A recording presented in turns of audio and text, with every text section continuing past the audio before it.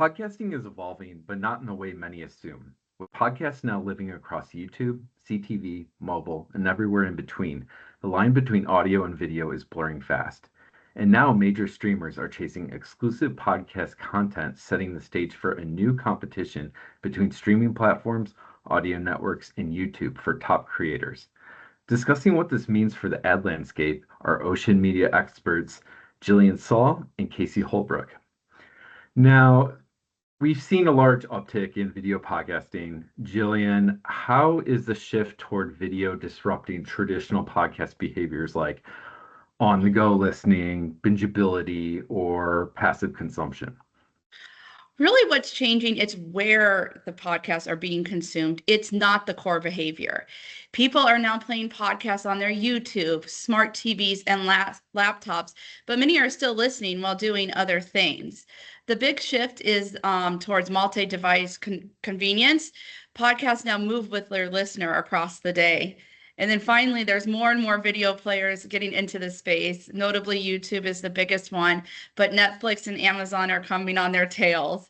It's really going to be hard to win creators from YouTube, though. You know, that's where a lot of the monetization is. So it will be interesting to see how Netflix, Amazon, and other video players react to that space. So I'm really excited what is to come there. What about you, Casey?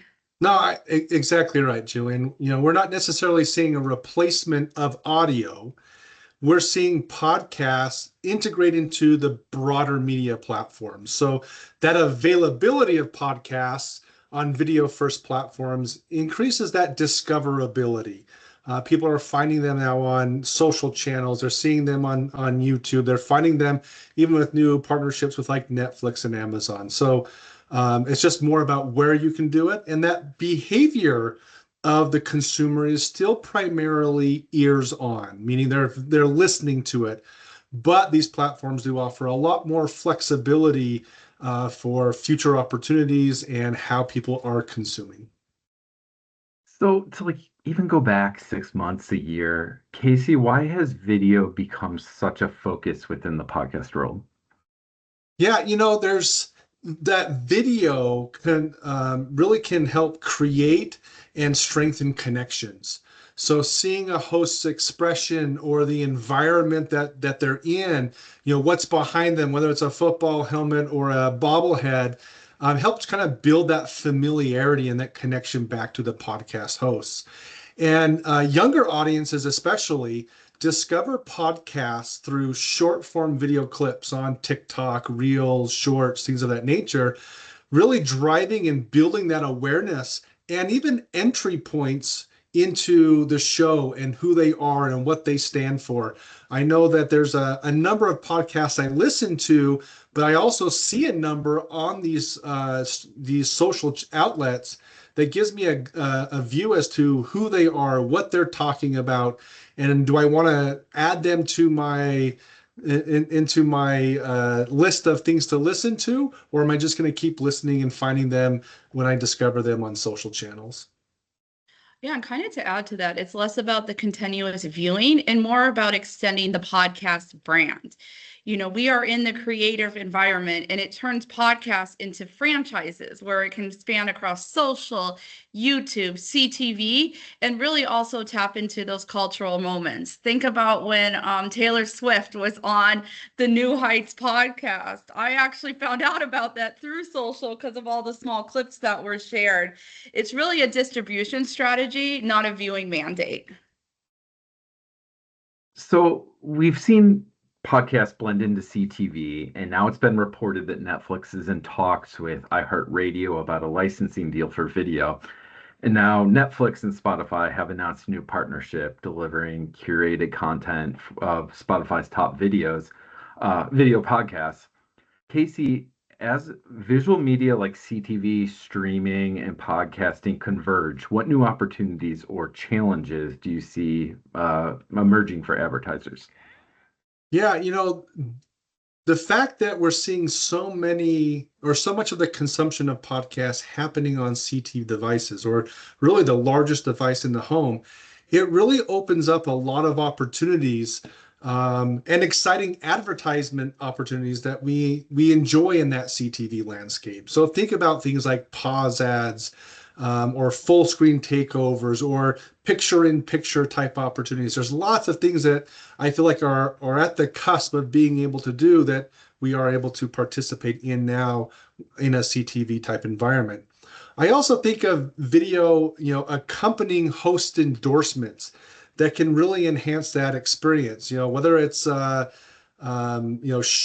consuming or holding or using the product that they're talking about, or showing a shopping experience on the video that gives people more confidence and less friction in what's kind of expected of them. I think that's even very interesting as you think how to enhance those host endorsements. I also think it even opens up the opportunity for more product placement. So thinking about those bobbleheads or helmets behind you, what else could be placed there as a type of advertisement, or delivering meals to a production crew? There's just a lot more of what can kind of happen. And I think really, like the Pat McAfee show started as a podcast, moved on to ESPN, and there's a whole world of capabilities and possibilities that kind of open up. And I think that's going to expand more and more with additional podcasts. So there are, on the flip side, there are also some challenges that we'll face that are similar to the CTV, which is, are we getting the attention? Are people consuming and doing it? Are people sitting and watching, or are they somewhere else in the room and aren't fully visualizing or seeing it as well? So some of the similar challenges that we have with CTV or even television advertising, that doesn't go away. It's just those are some of the same challenges that we'll continue to experience. So I'll be honest, I'm somebody whose podcast consumption has just like taken over all my media, music, TV, you name it. I'm curious, as podcasts expand into video and new platforms, how are daily listening rituals evolving, and what does that reveal about shifting consumer attention patterns? Yeah, I'll keep going. I'll let you take it, Jillian. But for me, podcasts are still kind of a companion media. And what I mean by that is they fill our transitional moments or routine things that we're doing, whether that's commuting to work, cooking, walking the dog, tidying the house. So, this kind of changes how we consume and what devices we're doing. Because if we're commuting to work, maybe we're on our phone listening with our headphones. We're at work and we have it playing in the background on our computers, or we're back at home and we turn the living room TV on and we're consuming it while maybe we're doing chores or cooking or taking care of the dog. And so that's what I mean by companion media. And so I still think that the listening behavior is consistent across them, but the environment does change. And depending upon the podcast, depending upon how well they're making that video, and that connection work, people may or may not be sitting down and watching it like a TV show or a ball game. No. I mean, you hit the nail on the head there. Podcast really resembles more of the streaming music behavior than traditional video.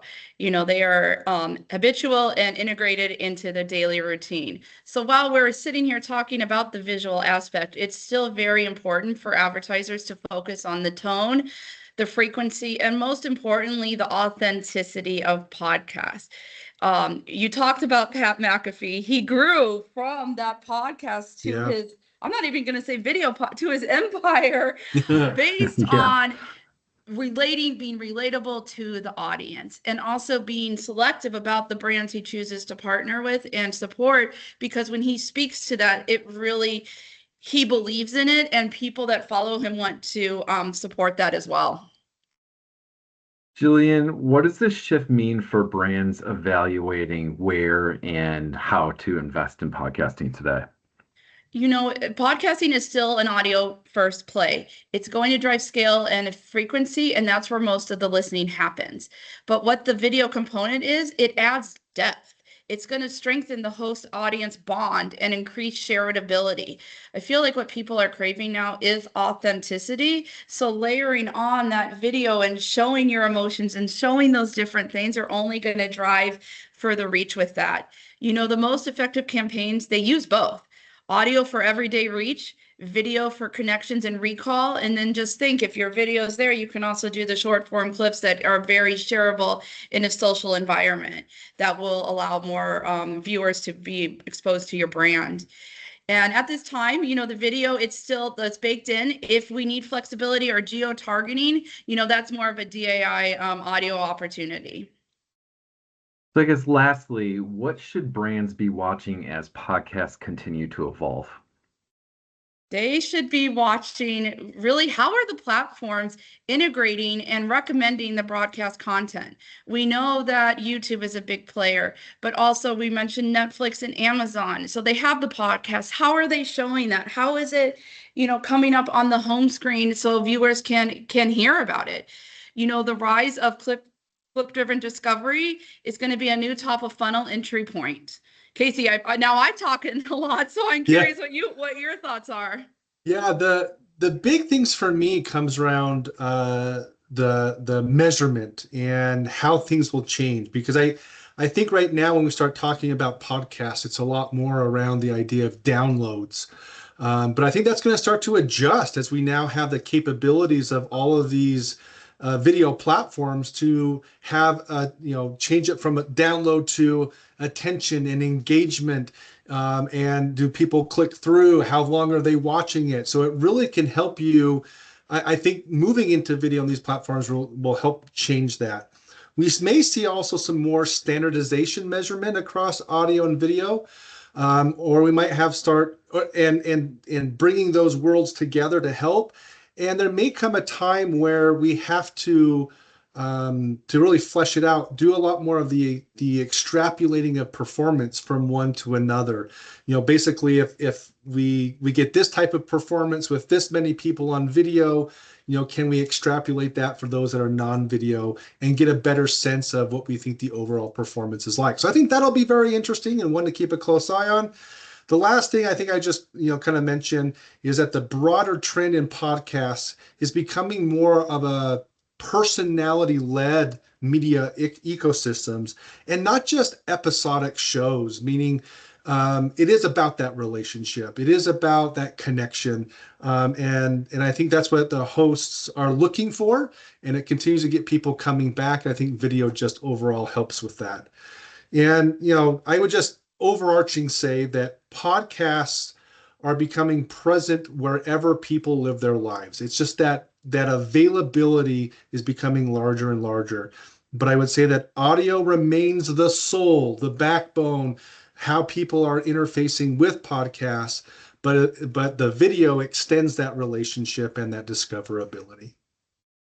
Second that. Jillian, Casey, thank you so much. And thank you all for watching. To learn more about advertising trends, brand strategy, and media investment, visit oceanmediainc.com for all the latest news and insights.